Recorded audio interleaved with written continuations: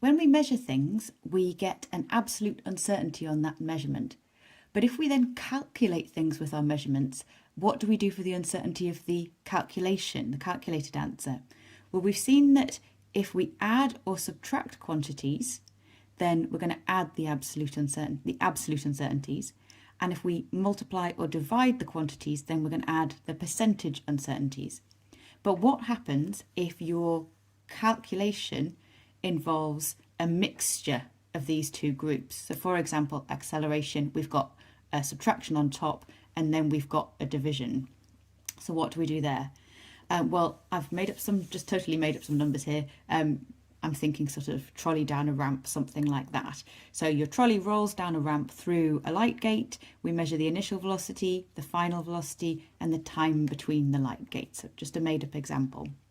So first of all, if we actually calculate what the acceleration is using those numbers, this is our value. But what is the uncertainty of that value going to be? In order to work out the uncertainty of the answer, we have to calculate in the same order that we did when we found A. So we first of all did a subtraction, and then we did a division.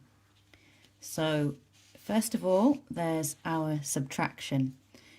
And subtraction, we add the absolute uncertainties.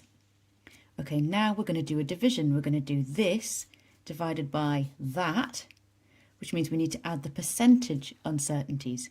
So here's the percentage uncertainty of V minus U. And then here's the percentage uncertainty of T. Okay, now we need to add those together. And that's the percentage uncertainty of A. As you can see, this takes quite a long time. Finally, we now find that percentage of our value of A, and that is the absolute uncertainty of our answer. So this here is that percentage of this.